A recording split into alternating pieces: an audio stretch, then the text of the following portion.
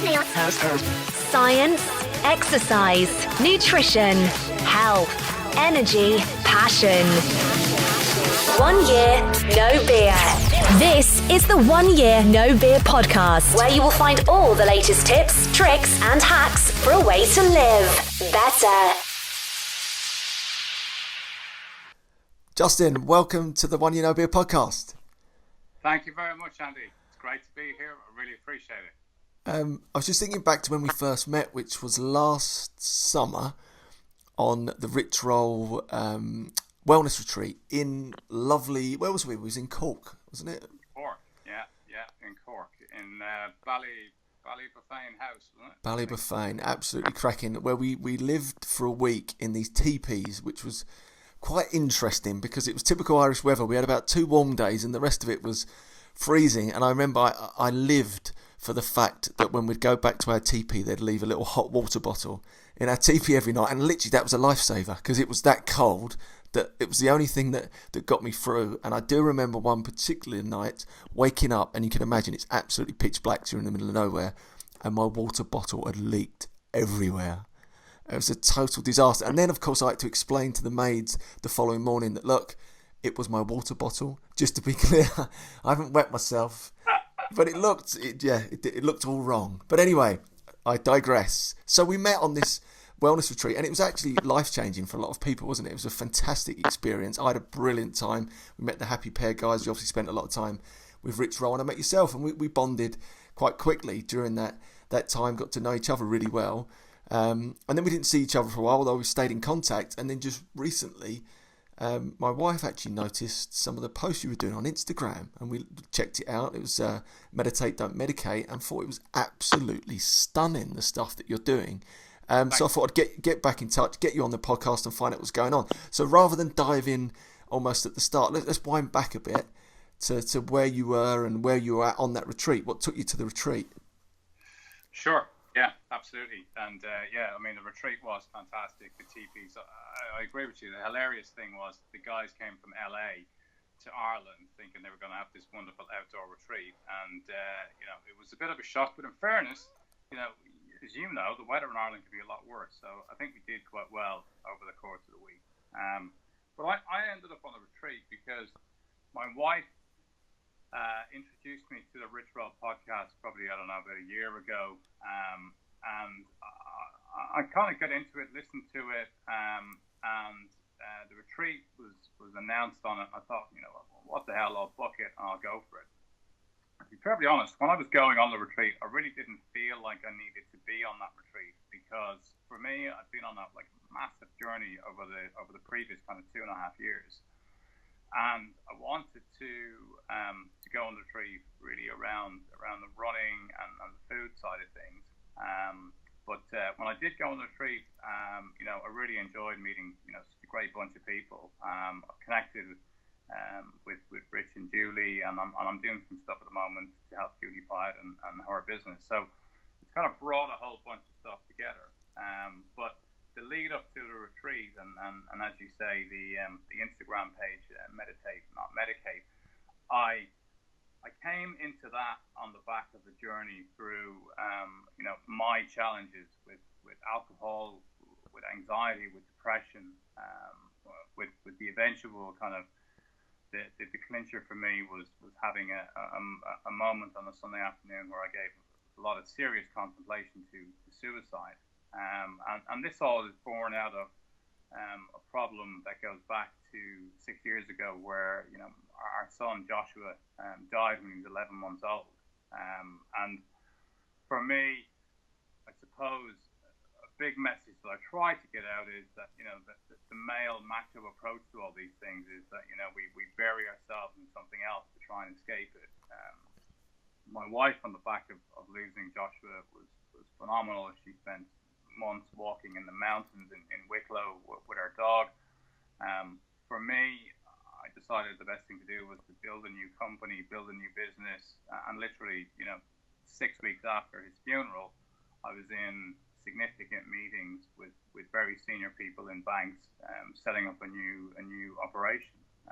And I suppose the funniest thing I remember of all of that was that there was a CEO of one of the banks who I knew who said to me, he just said to me, like, what the hell are you doing here in this meeting? And I was like, well, I don't know what you talked about. I'm here to work with you guys. And he said, well, it was only like 6 weeks ago that we were at your son's funeral. And it didn't twig at that stage. I just thought, yeah, okay, that was the case. And that was a really tough part of my life, but I need to just plow on. And that really triggered, a huge decline in my personal health and wellness. Yeah, I mean, I think for anyone, that's a really tough thing. And as you touched upon there, and I see this time and time again, and I'm sure you're experiencing a lot more of this, especially men, it is that stiff upper lip approach. It's that stigmatized approach. They can't be seen to be weak. They can't be seen to ask for help. So they try and bury it in other things. And exactly that, they either throw themselves into work, throw themselves into golf, throw themselves into drink or drugs or whatever it is as a coping mechanism for these things, rather than address them or get them out in the open. And actually, that's why what you're doing, I think, is so important. There's another guy that we had on the podcast just recently called Josh Quigley, who's fantastic as well as a mental health campaigner. The same idea, just trying to get people talking about this stuff. Because again, in my business, in broking, it's full of these tough macho city types, and many of them are on the outside. They appear to have everything. They appear to have that, that sort of steadfast indefensibility almost. You can't get through to these guys because they are rock tough, yet they're crumbling inside. They are crumbling. So many of them have reached out to me over the years that are really, really struggling. So I think what you're doing is amazing, and anyone to go through that and come out the other side as you have is wonderful. Yeah, thank you. And I think, a big part of this is really to try and, reach out to a lot of men and women too who've been through, a lot of things, whether it's bereavement or stress or anxiety, whatever it is. And I went to London when I was 19 and worked in financial services, worked in that city lifestyle, made a lot of money very young, and, when I was, 24, 25, I was driving a Porsche, had a cool apartment, had all that kind of stuff. And I always kept pushing harder and harder and harder, trying to find what it is. What is the thing that I need to try and find that's going to fulfill me, that's going to make me feel happy? And then, you have so many things that you're looking for from the outside world. And in many ways, and I think this is true for a lot of people, it ultimately took me to a point of having, a real crisis, a real moment of absolute breakdown to rebuild and realize that, all of the things that I really need are already here. Most of the things I'm searching for are already inside me. And then the things that are truly important are, the beautiful family that I already have, my wife, my son, my 2 dogs. Really, after that, everything else is bullshit. Yeah, and it's so powerful because we run mastermind courses at One Beer, these 6 weeks courses, and it's all about 6 weeks to your best self. And a common misconception that it's about building these massive goals and climbing mountains and changing careers and all that sort of stuff. And continually I say to people, one of the biggest realizations people have very often on this course is that everything they need, everything they aspire to, everything they want, they have right now. It's right in front of them, it's right under their nose. They just don't realise, or haven't realised before, that actually it's in family, it's in friendship, it's in love, it's in their pets. All those things that really make a difference in life are often already there. We just don't quite realise it. And sometimes it takes, unfortunately, a big shock. And often that happens around alcohol as well, I think, where it knocks you on your ass, pretty frankly. Or in your case, the loss of a loved one, it makes you reassess and actually realise that. And I think that's quite a common thing that happens to many people. Yeah, I totally agree. And I think, look, the kind of stuff that you guys are doing is just incredible. I've read the book, it's brilliant. So commendable that you guys did that and got it out there. And I think the message that you're spreading and the word that you're getting out in the context of alcohol is so important, because the correlation between anxiety, depression, stress, and alcohol is just astounding. And people don't realize that, one feeds into the other. And our diet has an impact, but everything that we put into our body affects our mental health. So if it's the food that we eat, if we're eating the wrong food and the wrong diet in the context of fast food and all that kind of crap, impact on how we feel and what we can do. And I think if you look at my message as meditate, not medicate, for me, the beauty of all of the change and influence that I've received in my life over the past 3 years is that at the critical moment, and one message that I get out very clearly to everybody is, I was kind of 2.5 to 3 months into depression and anxiety, and I'm a real believer in get hold of things, fix them, and change them, and move forward.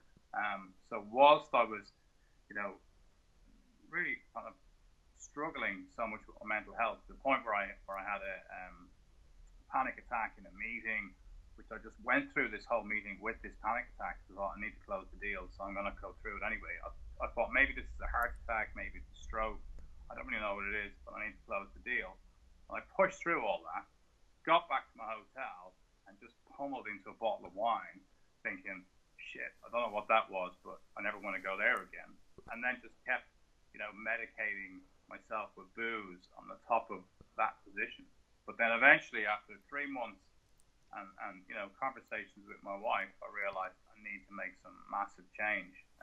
And then it was a Sunday when I had a really bizarre conversation with myself, and it is like an out-of-body experience to even think about it now.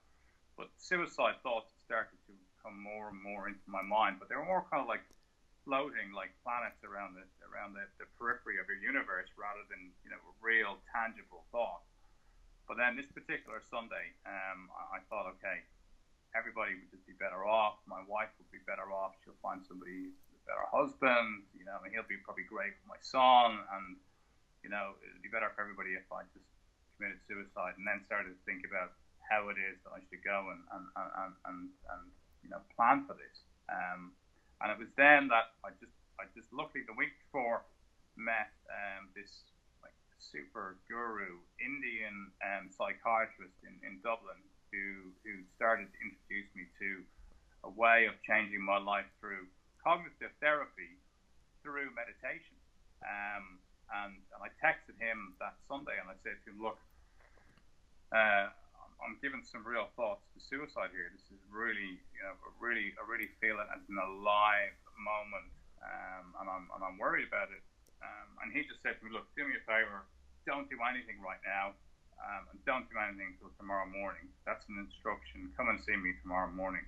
And then from there on, I kind of crawled out of the hole over the next 6 months. Oh, fantastic! I mean, and it's amazing, really, that you can reach that point so sort of quickly or suddenly, isn't it? And I hear more of these stories now. My cousin recently lost, unfortunately, her husband in similar sort of circumstances, and it's very real and it's very apparent, and it happens to so many people. I mean, I still think it's the number one killer of men worldwide is suicide, and it's just amazing that when you start to talk to more people, and I'm sure you've had this, actually you realise that lots of people, again, are going through these thoughts. You just assume that it's the exception, but actually you realise that many people, and actually I was just on the phone before we come here, and I think a lady told me that it's about something like 30 or 40% of people actually consider at some point, it could be a fleeting moment, suicide.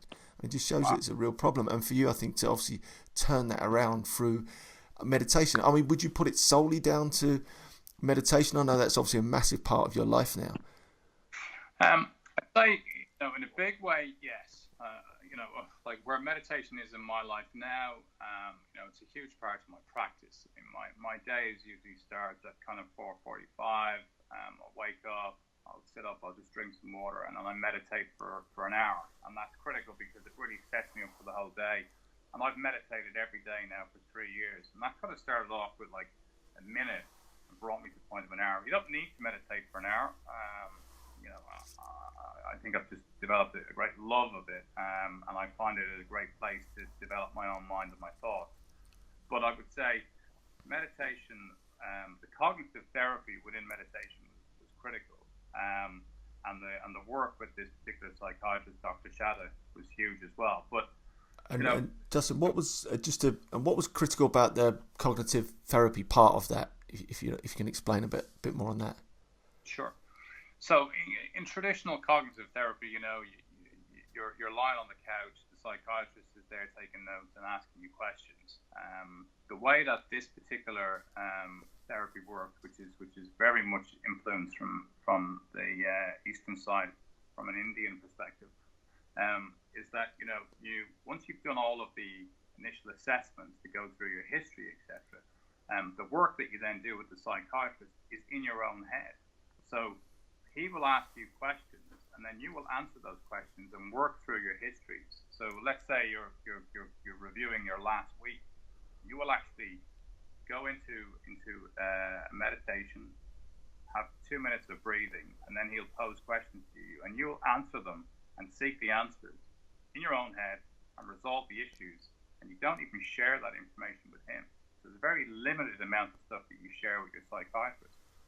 And in many ways, meditation and mindfulness as a practice can get people to that point now. I mean, it's if you have very significant cognitive issues, mindfulness just needs to be something that you have to be slightly careful of, because you can kind of open yourself up. You can imagine the stresses and strains that we have in life, kind of like a corkscrew that's screwing all that tension down inside the pit of your stomach. And if you're at a point where you've got significant challenge, like, as you say, if you've lost a loved one or there's been a very serious event in your life, just going down the path of self-awareness and reading a mindfulness book can be something that you just need to be a little bit cautious around, because you may need to have some additional help. But that led me on the path of self-discovery through meditation. But at that stage I was smoking my brains out, drinking my head off, eating crap. I was overweight. I mean, literally, as the mental crisis came to the fore, I'd thrown out my exercise. I was very fit before. I was healthy. I was taking care of myself. Everything just went hot. So you have to rebuild the mental and the physical. Yeah, and that's a really key point there, because even personally, and I've spoken about this not so long ago, I discovered a clear link between exercise and my mental health. Not that I've been consider myself very fortunate. I used to suffer terrible morning after anxiety, but once I stopped drinking, it went away. So I'm someone, and anyone who follows me on Instagram every day or Facebook Live every day doing the lives, I'm really always upbeat, always cheery. But I went through a real period where I just was in a bit of a slump. It's never happened to me before. And what I realised, I'd stopped exercising. I had an ear infection. It stopped me exercising for about 2 weeks.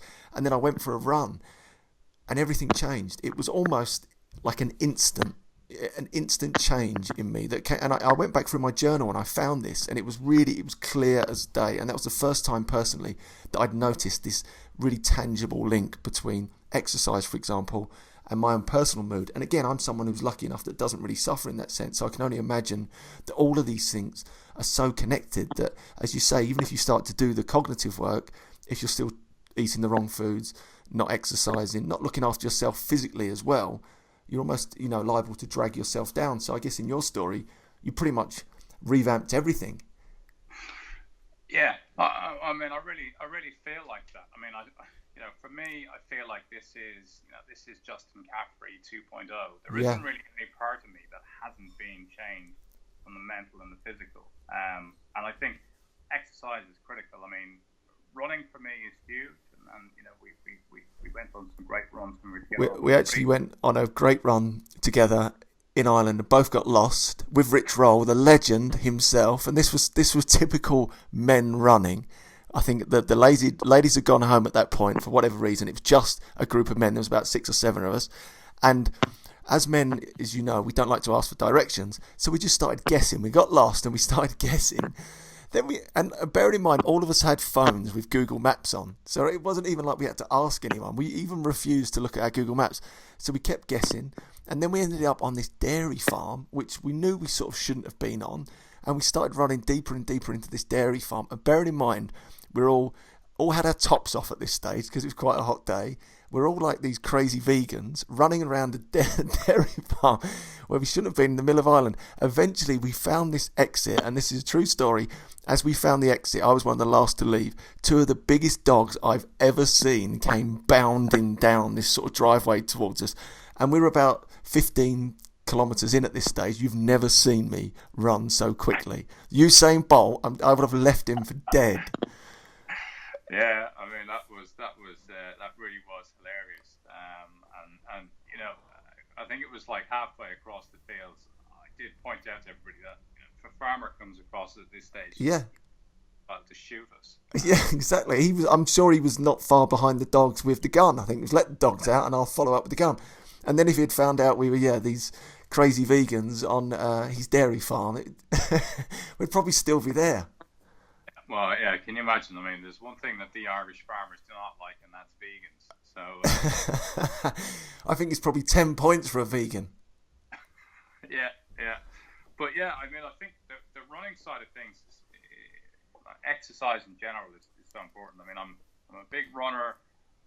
I'm also a kickboxer, so I'm kickboxing twice a week, except for the fact I've got a broken arm at the moment. But one of the things that I really find interesting around meditation and exercise is that when you meditate in the morning, if you meditate in the morning and you meditate in the evening, the morning time when you wake up, what you don't know is really what's been going on in your head overnight. Where is your dream state been? What have you been going through? Have you been in a state of stress or anxiety in your dreams? And a lot of the times when we wake up in the morning, we feel like we're in a funk and we don't even know why.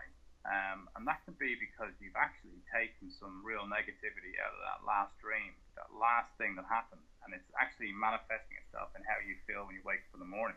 So a big part of morning meditation is kind of like clear out the cache of your computer. It's wipe everything down and get yourself back to a baseline of zero so that you feel in good shape.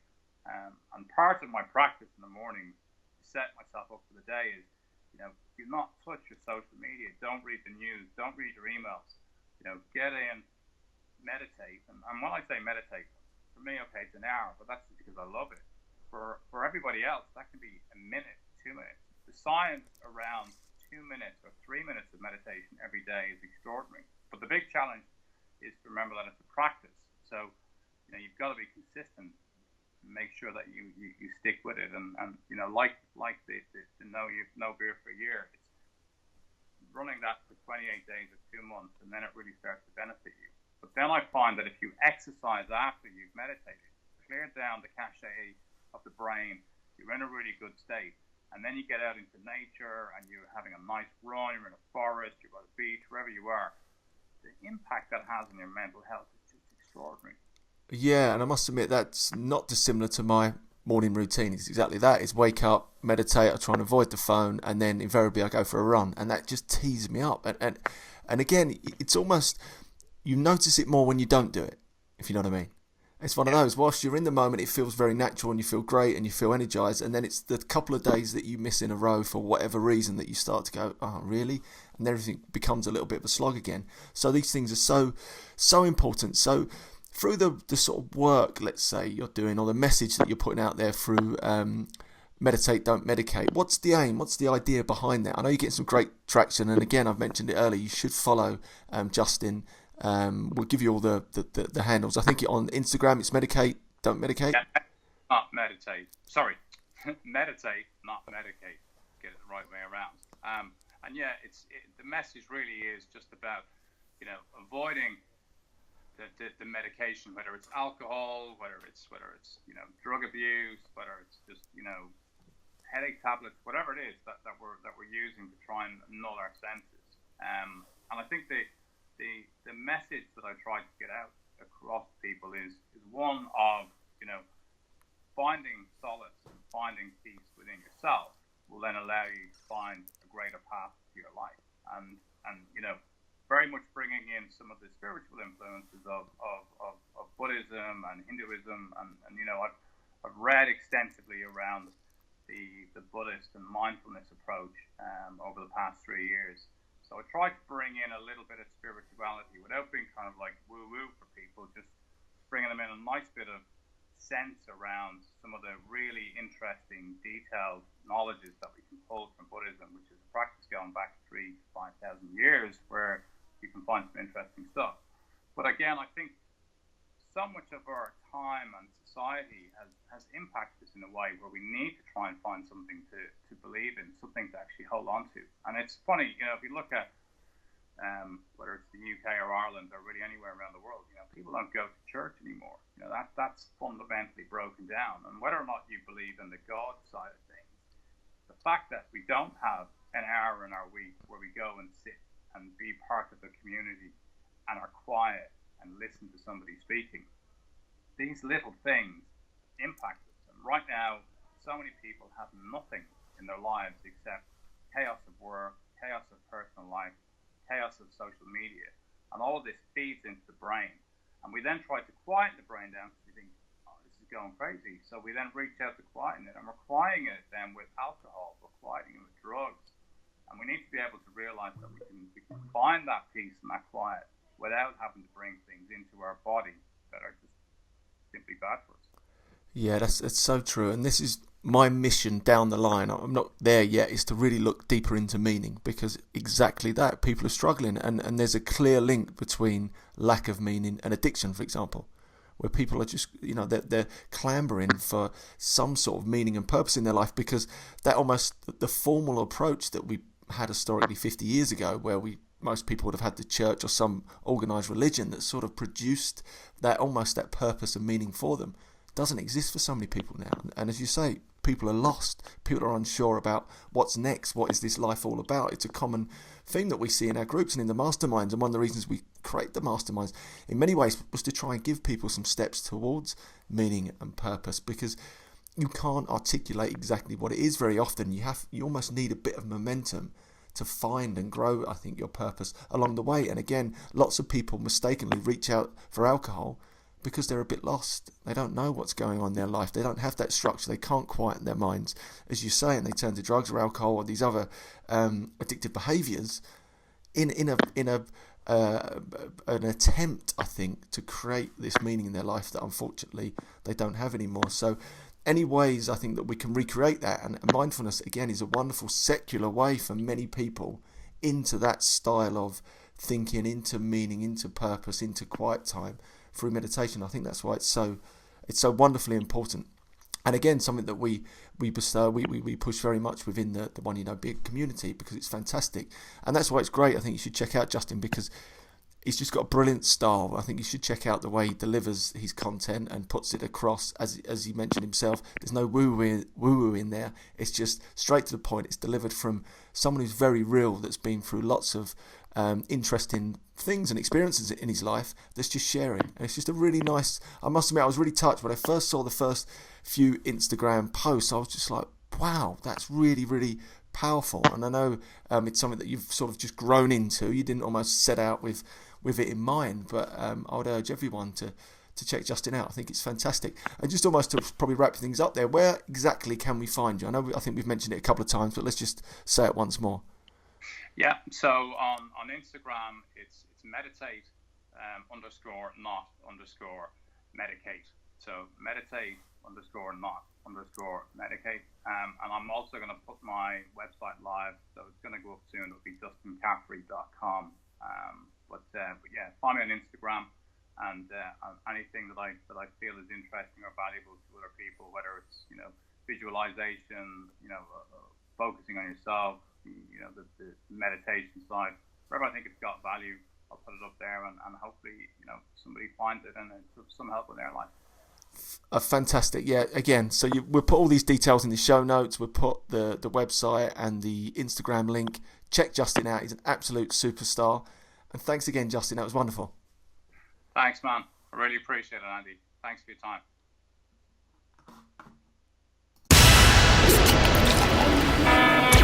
Thanks for listening to the 1 Year No Beer podcast. For a full list of episodes and to join in the challenge yourself, head on over to oneyearnobeer.com. oneyearnobeer.com.